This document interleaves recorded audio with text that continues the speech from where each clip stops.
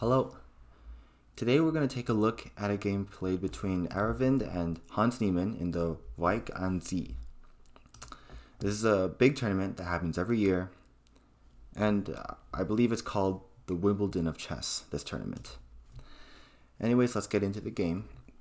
Starts off with knight f3, knight f6, g3, c5, bishop g2, and knight c6.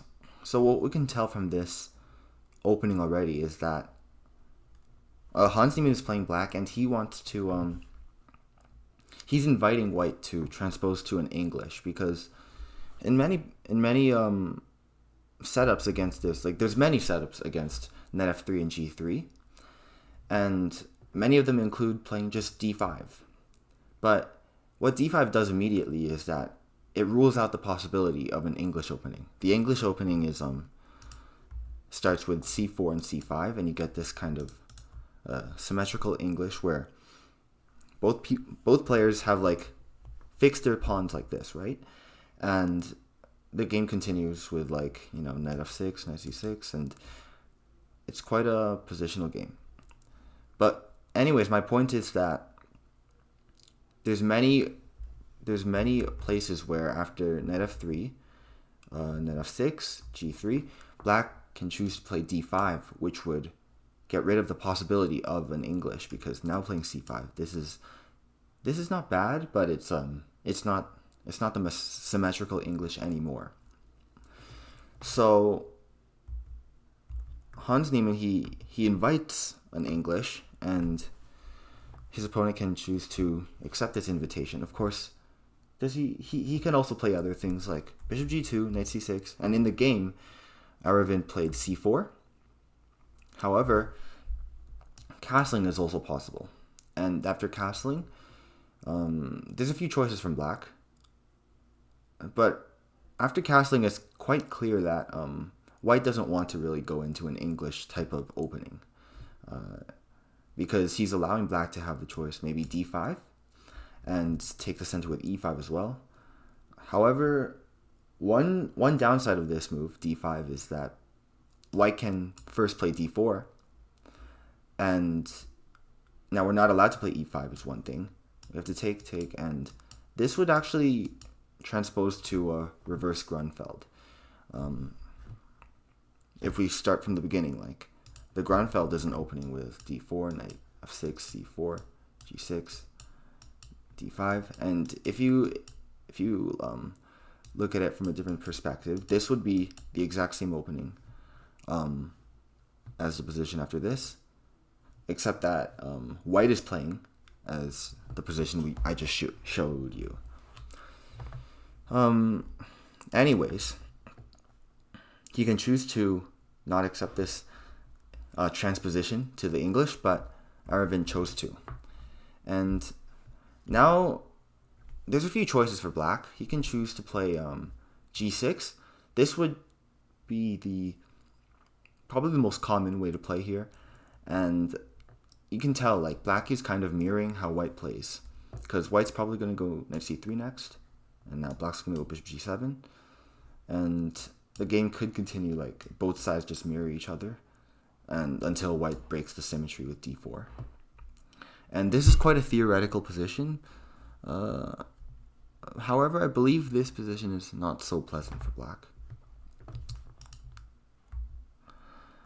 Anyways, black goes d5, and this is a more ambitious way to approach the position. Black is trying to gain more space, and as we can see from the following moves,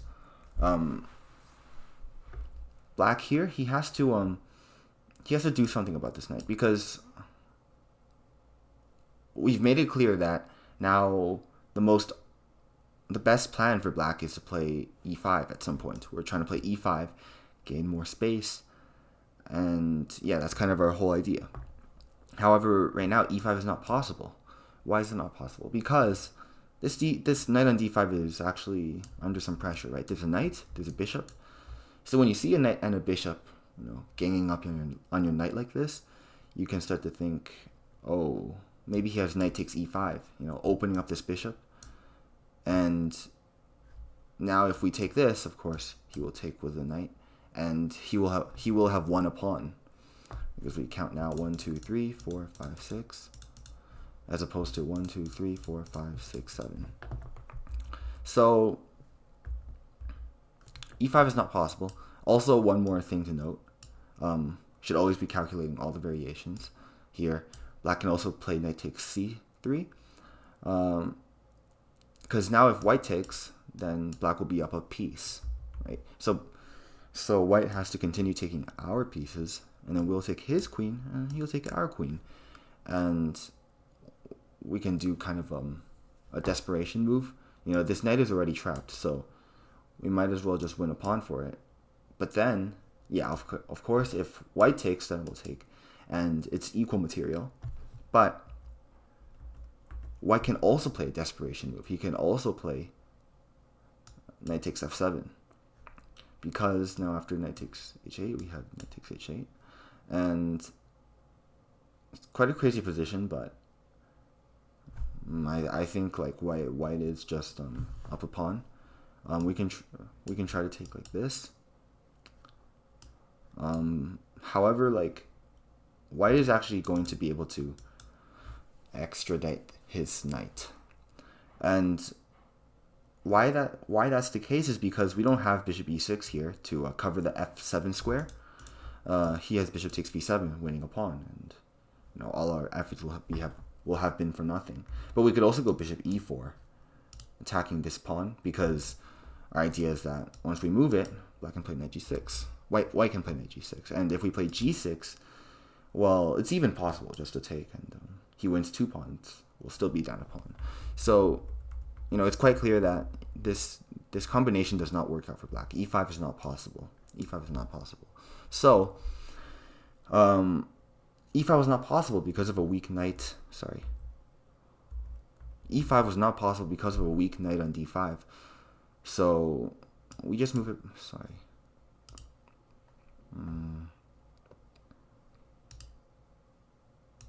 Wait, there's something wrong with my board.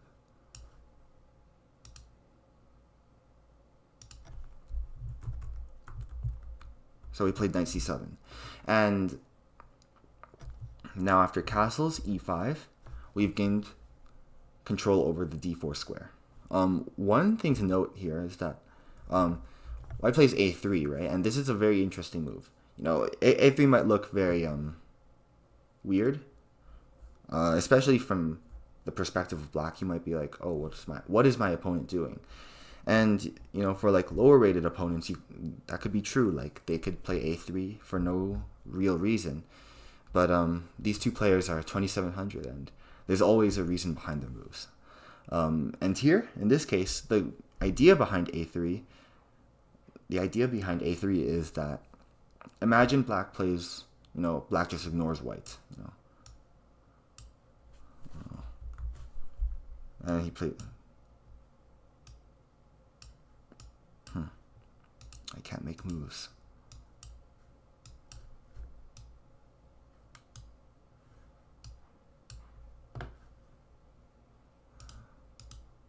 Wow.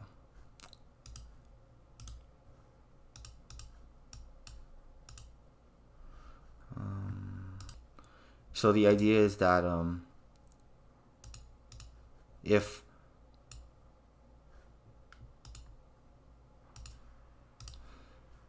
so, after a move like bishop e7, then white will play b4. This was the underlying idea the whole time. And why b4 is strong is because we have this central construction, and white is breaking it apart. And a3 b4 is like quite a typical idea in the English. You wouldn't be expecting it here because, you know, we have so many pieces guarding b4, but it's still possible. It's always possible because our e5 pawn is very weak, and here's why. After c takes b4, a takes b4, bishop takes b4, well, now you might think, oh, black has just won a pawn, but it's not so simple because now white has knight takes e5. And this is actually a really typical idea when either side, like, in general, when one side has fianchettoed his bishop. there's always some tactics along this long diagonal. Now, white just took our pawn, so I think we have to take the knight here. And now white can go queen a4 check, and this is a fork, right? So we have to, like, if we defend it like this, then white will take our piece for free. Instead, the move that really only makes sense for black is play knight c6, yet the same problem is encountered. Bishop takes c6, b takes c6, and queen takes b4. So we thought we could defend the bishop like this, but not possible. So we see that after bishop takes b4, we still end up losing this e5 pawn. And one more thing to add, like, by the end of this variation, like, it's equal material, but we have to take into account, like, what's going on the board, because sometimes, yeah, like, equal material is okay, but that doesn't give the full scope of what's happening. First of all, we can't castle, and white's probably going to go bishop a3 really soon, and once he goes bishop a3, we will never be able to castle, because, at least right now we could maybe block the diagonal with queen e7, but once he plays bishop a3, like, there's no turning back. Our king is stuck in the center forever, and that's a death sentence. So that's one thing to consider. The second thing is that white has the better pawn structure. So in the long term, like, white will be much happier.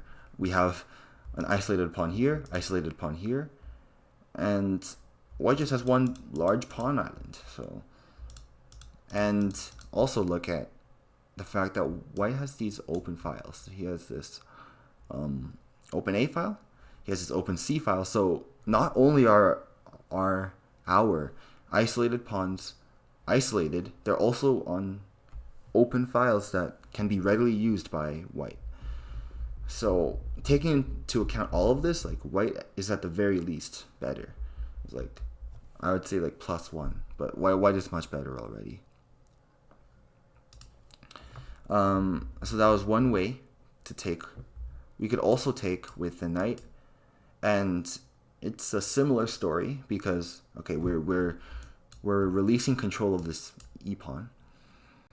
And what happens here? Well, okay, at the very least we can castle now, which is better.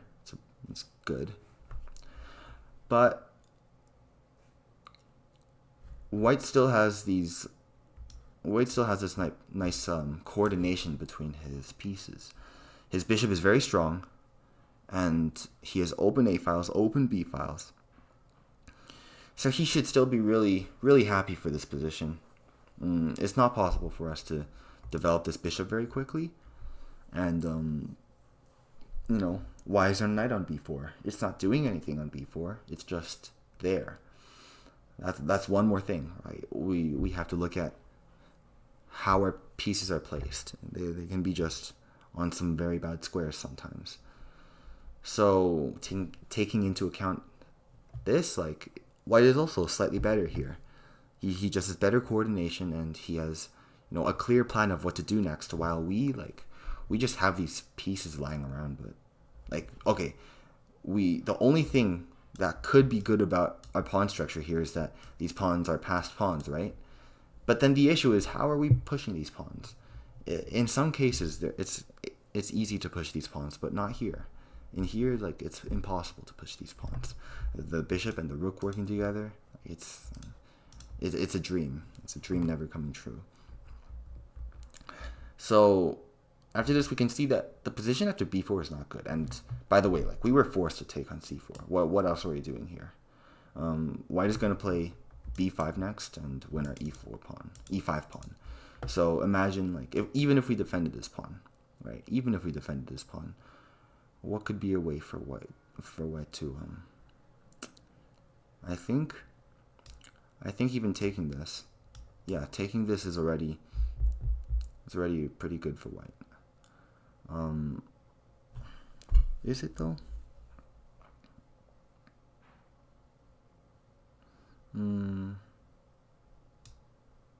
White, white could just take this b file, and he should be happy with the b file. So this should also be slightly better. I feel like there's something more after f6. Like that's my impression. But the position after c6 b4 is truly very bad. So I think f6 could be a better way to handle playing against b4. But then again, like, we don't want to let white play b4 in the first place. It's not a good thing. So taking into account all of that, like, if b4 was so strong and there's these tactics, like, then you could try and pause the video for a moment and try to see what is the best way for black to continue here. Okay, so the best way is to play rook b8. It's very unexpected. But once you look at it, right, once we just compare and contrast the two variations, you'll see why. So b4 can still be played. It looks like it can still be played. But once we take, and now we took with the bishop. Now, what did white do last time? White played knight takes e5. We took on e5. And he played queen a4 check. And again, there was a fork, right? This nasty fork. And after we defended, well, then white just took. But here's the big difference, because now after b takes c6, our rook is defending this bishop, and it's a really nice geometric solution to this a3 b4 problem. So yeah, you can see now black is just up a piece. So evidently b4 is not working anymore. So rook b8 is a direct counter to a3. Now after d3, black goes bishop e7, continuing normal development. Still b4 runs into the same issue. So he wins knight d2, and black goes bishop d7, covering this c6 knight, because it's probably not ideal to allow white to take this and double our pawns. Even though the light squares are very weak for white, they're not that weak. Like, I don't see, like, immediately how black is going to create an attack. And yeah, like, white will have a relatively comfortable game, because now he has easy play down, maybe knight e4, but then that runs into f5. But my main point is that there will be pressure against our c5 pawn, and if we can't really find counterplay, like active play, then white is just better, because this pawn structure it's horrendous. But yeah, the position after castles, it's not too clear. Can black find counterplay? I don't know. I guess knight c4. I'm not too sure about knight c4 though. Knight c4. I guess black would play would play f6. And the most typical move for white is to actually go like f4 in this position, but that was with the bishop on g2 before white traded. So I'm not too sure how this position is, but it still seems to be like pretty comfortable. I just don't see that much danger against white's king. Maybe I should be more concerned about the king though.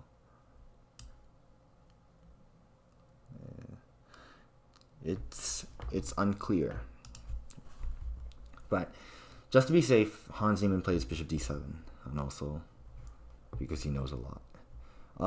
So that means, like, basically white probably bishop takes c6 was a threat from white. So bishop d7, knight c4, and f6. Because again, our e5 pawn is weak. If we castled, then he just goes bishop takes c6 and knight takes e5 with a pawn.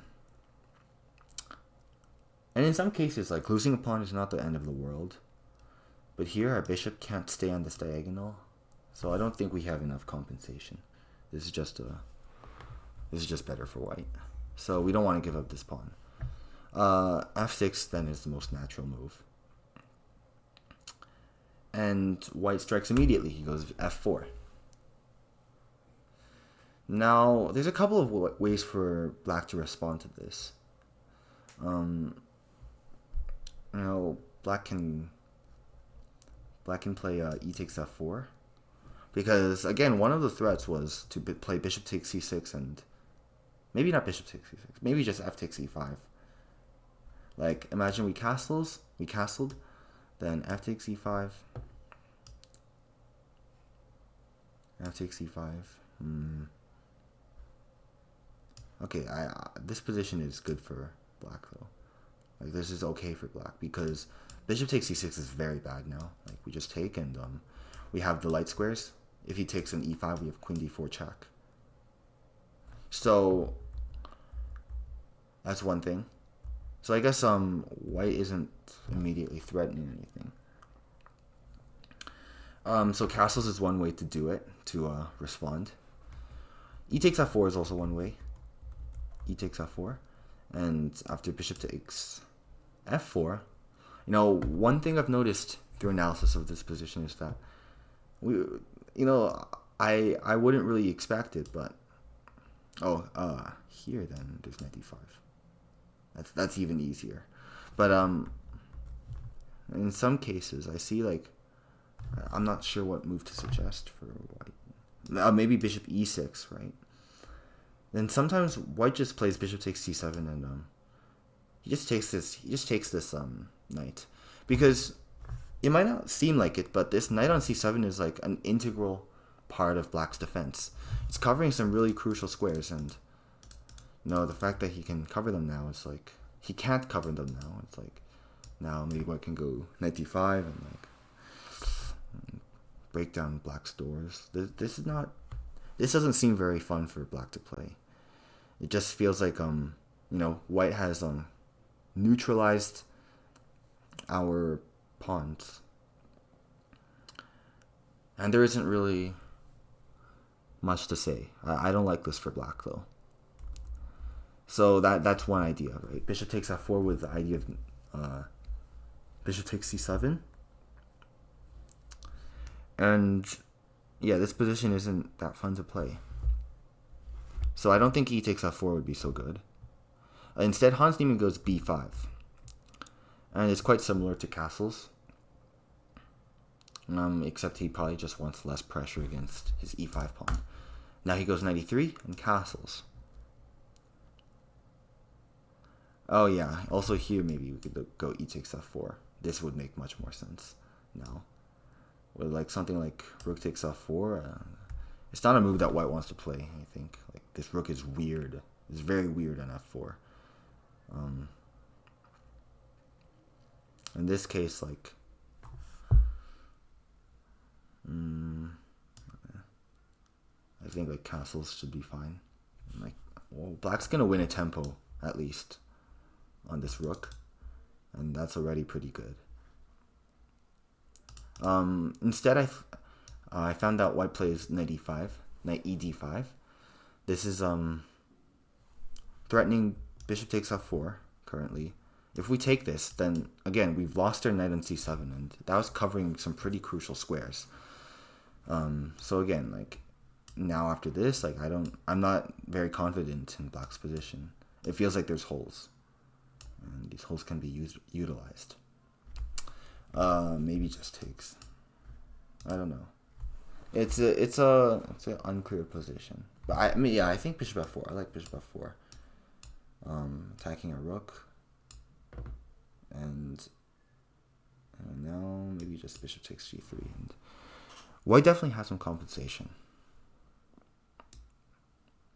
On how much, I don't know. Knight e5, knight ed5. We probably don't want to take this knight. We could try knight e6. That's a possibility. Again, like, if we take, then we can take a knight. So that's good. Maybe one way is to take like this.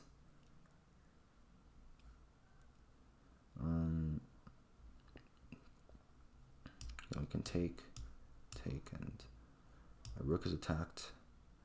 And this is basically very good for white, because he's going to go knight d5 next, and I don't like this. Because right now white is threatening knight takes c6 and bishop takes c6. It's not a fun deal. So maybe knight c d4 is an option. But after e3, yeah, we can take now. And this should be okay because white's not taking an f4 with a bishop. You know, I think white would really like to do that. So if he can't do that, well then, like, black should be doing fine here. Yeah. Like, white doesn't want to play e3, d3. This is weak. It's unthreatening. So that's probably one way to address that. But Hans Niemann played castles. Now f5, knight d4. Oh yeah, one thing, like f5 is actually, just look at this move. It's very questionable because he's closing down everything, right? But one thing you have to like take into mind is that when he closes the position, there's no tension in the center anymore, and he's basically accepting that black has this major space advantage now. And if he's going to do that, he has to follow it up with a serious attack. And that's what he was trying to do, like g4, g5, h4. But just if you look at the configuration of white's pieces, like there's a knight on e3, there's a knight on c3.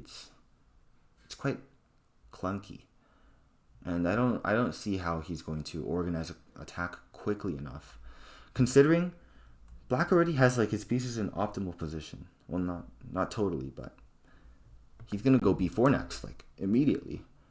That's like b4 is like equivalent to white playing g6 or g5.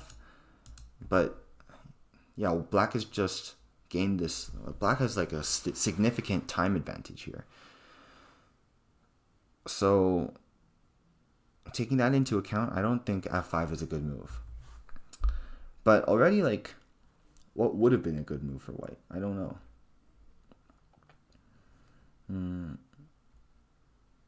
Like, I see sometimes white jumps in, and this could be possible. However, maybe we could even go knight e6 and ignore him. I don't know how good that would be.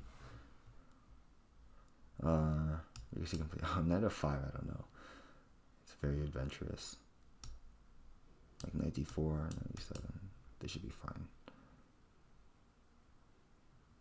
Should this be fine? Yeah, this is fine for black because f takes, like, okay, there's knight e2.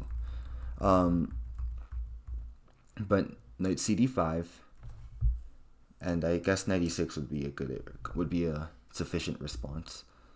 It's just anything but taking, really. I don't like taking. It just doesn't seem very good. You don't want to like just give up. All right, knight on c7 once again. Knight on c7 is very important.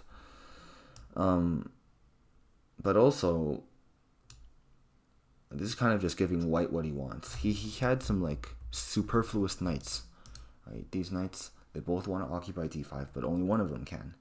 And when only one of them can, like, the other one is left feeling really stupid. So after knight after knight cd5, like, if we're trading one of these knights, then it feels like it's what white wants. Yeah, for sure. Knight takes d5 with like an advantage. There's no target for us to play with b4 anymore either. Like, it comes with less time gain, because if we compare it to the previous position, this knight on c3 was a target of b4, but now it's not. Now so knight cd5 was an alternative. I think that would have been better. But really, I don't know. I like this position for black because it just seems very cramped for white. However, there should be ways to play. Just need to look harder. Never queen b6 because bishop e6, but and then like knight d4 and stuff. But anyways, white went d5, which I think is an inaccuracy. Now knight d4, g4, and Hans Niemann just plays it slowly because even when white like is able to, break through and stuff, like, oh, the pawns are coming down. It's so scary, but it's not really that scary. Yeah. It's just the fact that white's pieces aren't placed well enough right now. This knight on e3 is not gonna do anything to our king side. Neither is this knight on c3. That's basically it.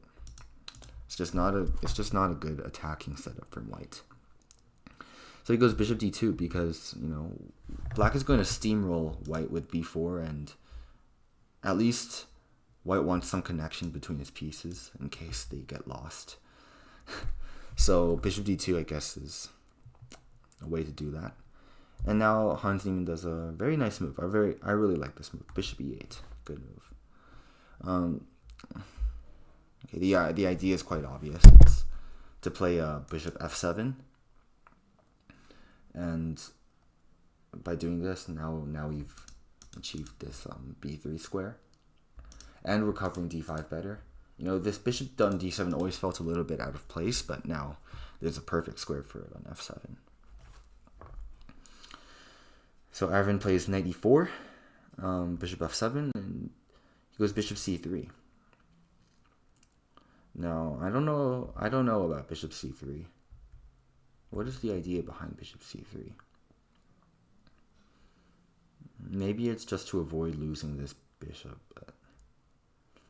But it's probably just like there's not much he can do, right?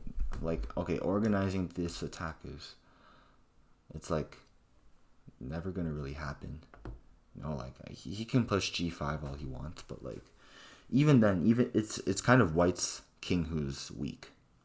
And yeah, after this, b4 should still be the same. Like b takes.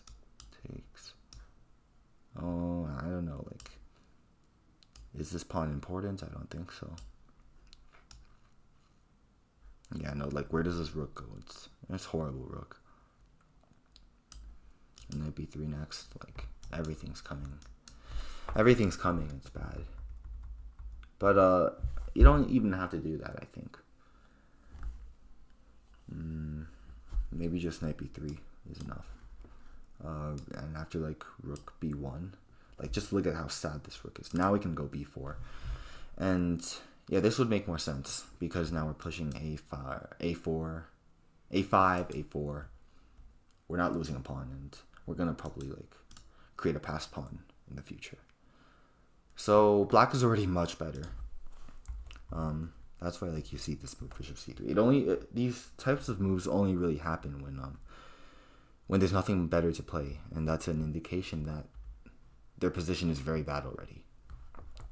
Now b4, a takes b4 takes, and of course he's just gonna go back because taking this is like resignation. You just go queen takes d4 and like. There's no glue keeping white's position together. Like, these pawns are gonna fall. This knight is so weak. I think he just loses the knight, really. Like, queen d2, knight d5. I don't know. It just doesn't seem sustainable. But we don't have to do anything. There's no need to rush this position. It's very calming. Because your opponent can't really do anything here. But I think like knight f4 is much more than enough. Or we can just go like rook fc8. And like we have everything here. Even though we can't do anything immediately, like it doesn't really matter. Because white can't do anything at all.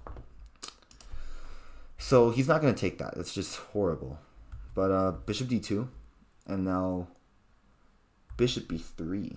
That's an interesting move.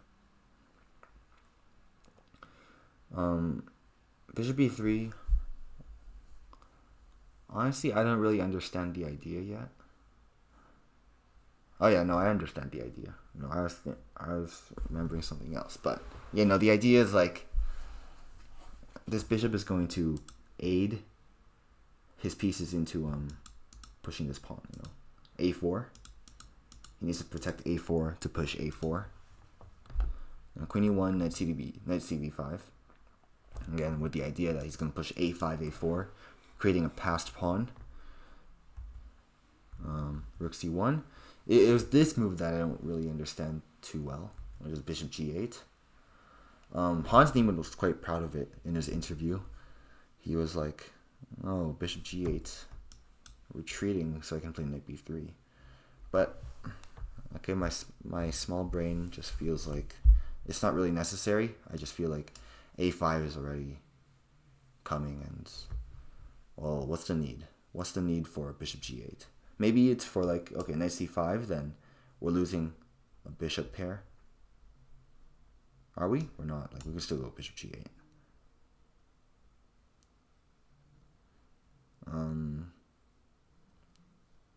But yeah, bishop g8. His idea, he said, I remember, was to go knight b3, and I just don't see why you could play a5 right away. I guess they're very similar. It's just like prophylaxis, because bishop's going to be vulnerable on b3 soon, and it's already fulfilled its purpose, right? Because we were going to play a5, a4, because there's a rook on a1 preventing us from playing a4, but the rook is on c1 now, so there's no use. We can just push a5, a4 without this bishop, so bishop g8. That's a nice move. Rook d1, a5, king h1, and knight b3. Now you see, like, white's really just falling apart. Next is like knight takes d2, because we couldn't push a4 right now. a4, then there's bishop takes b4. And no knight c2 or anything. So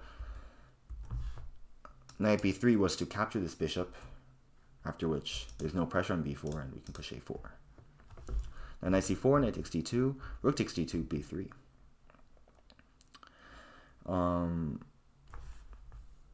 Now after b3, it's becoming even more clear that, you know, what black is just winning. Like, he's gonna push, so he's gonna create a pass pawn very, very soon, and once that happens, like, I don't see, there's not really a way for white to come back.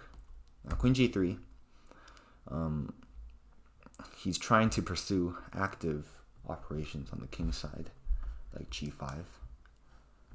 But okay, a4, g5, a3, e3.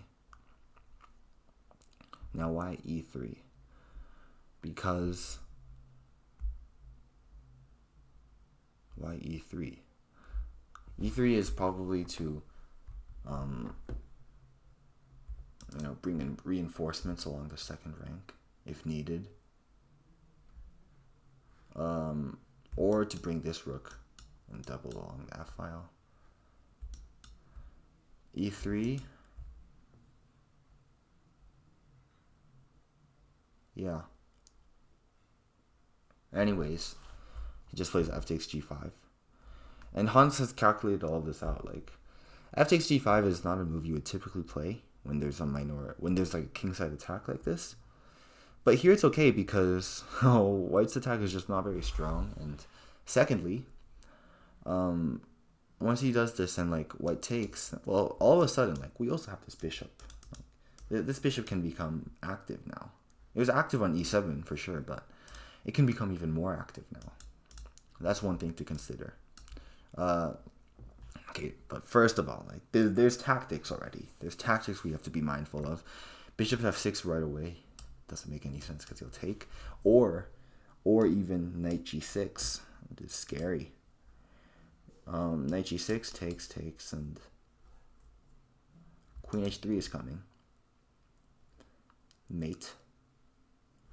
Have to go queen c8.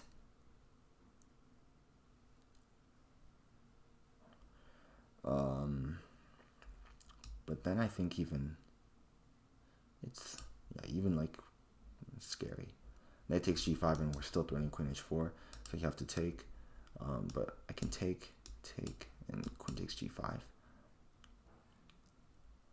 And I think white is going to have a mating attack here, or at least a winning attack. Maybe not mating, but winning. Like, he'll have to do something like this, which is really miserable. yeah, but even still, like, there's some.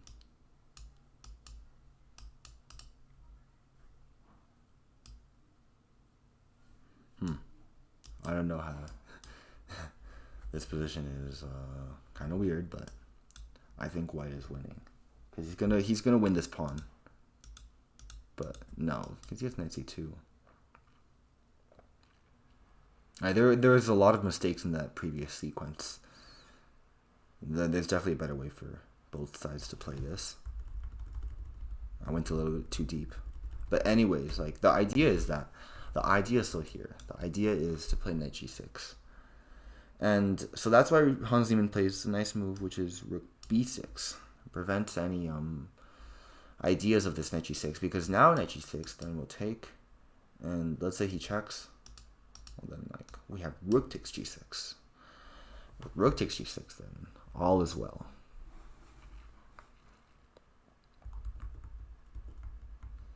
So after rook b6, white plays knight takes a3, rook b2, and queen e8. And queen e8 serves a purpose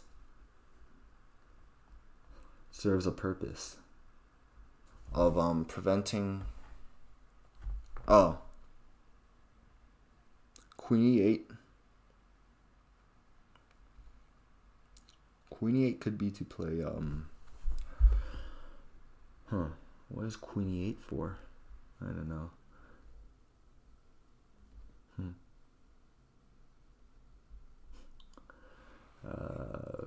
Queen e8.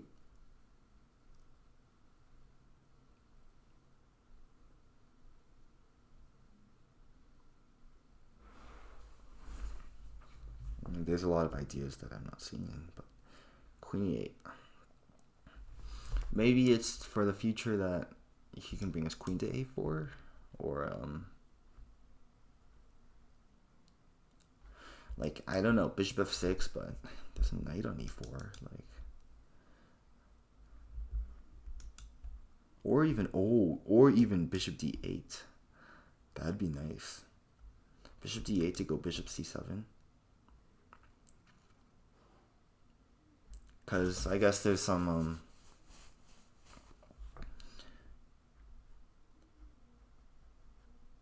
weakness on this knight, but that doesn't make much sense. Not too sure. We'll see soon enough what the idea of queen e4 is. After d4, knight c4. Okay, wait. Yeah, so I think that just means there's got to be something to do with this knight. I'm not too sure what yet, because he went d4.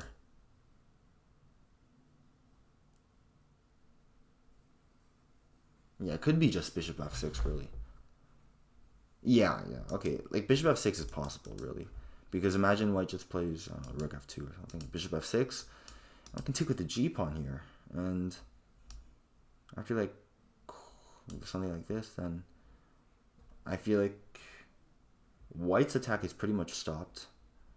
And black is free to bring his pieces over and promote this pawn. So, yeah, that's probably the idea of queen e8, to go bishop f6, which is interesting. It's just to stop all the ideas that... Oh, also after bishop f6, because now there's no knight g6. Same idea as rook b6, because after this, we covered g6, so there's no mate. Okay, so queen e8, d4, knight c4, and, you know, he's not going to take, you know, because taking is just bad. Now, like, this pawn is just going to promote very easily. So, rook bb1 and b2. Rook f2, queen c8. We're hitting this pawn too. Yeah, he's hitting this pawn. Because we couldn't have played knight a3. He takes this rook. And, like, knight takes b1, and I'll take this. Yeah. So, queen c8, rook c2, and knight takes e5. This was, at the time when this game was first played, it was There's a lot of commotion about this knight takes e5. Queen sacrifice. But yeah. It's like very tempting to play this move. Just look at the pawn on b2. It's about to promote. Now knight c5, bishop takes c5, and of course he's not going to take this because this pawn is going to promote again. So he plays bishop e4, and this should be enough of a hint to realize that like the queen sacrifice is very sound. Now, knight c4 takes, rook takes, and knight d6. Hans Niemann is playing it very, very precisely. Now, it's possible for Aravindh to capture the pawn, but we can play knight takes e4.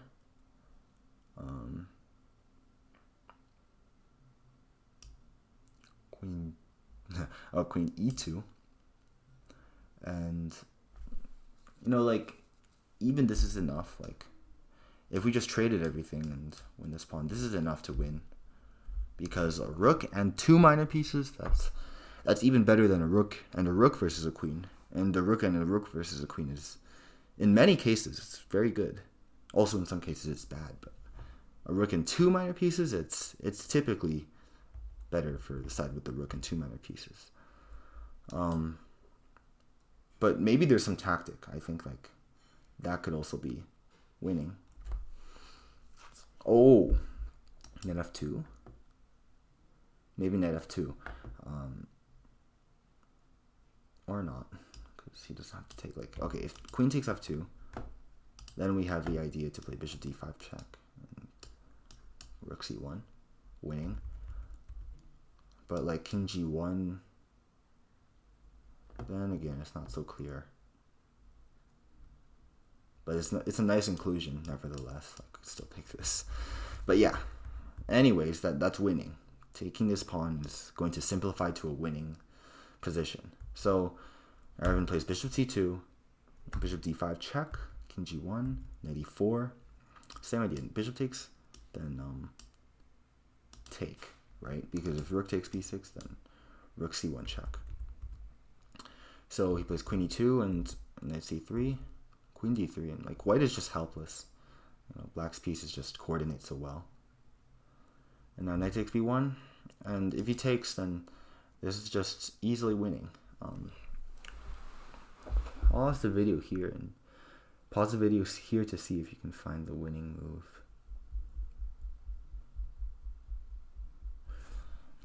So I think the winning move here is to play rook c1 check, king f2, and maybe not.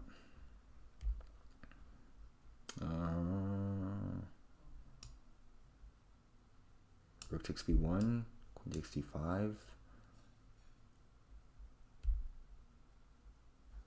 rook f1, king g3, and h6. This should be winning. Yeah, okay, that's very simple. Because queen d8, oh, but he has a perpetual, what? Queen g6, wait. No, I have to find the win here. Rook f1, rook f1, king g3.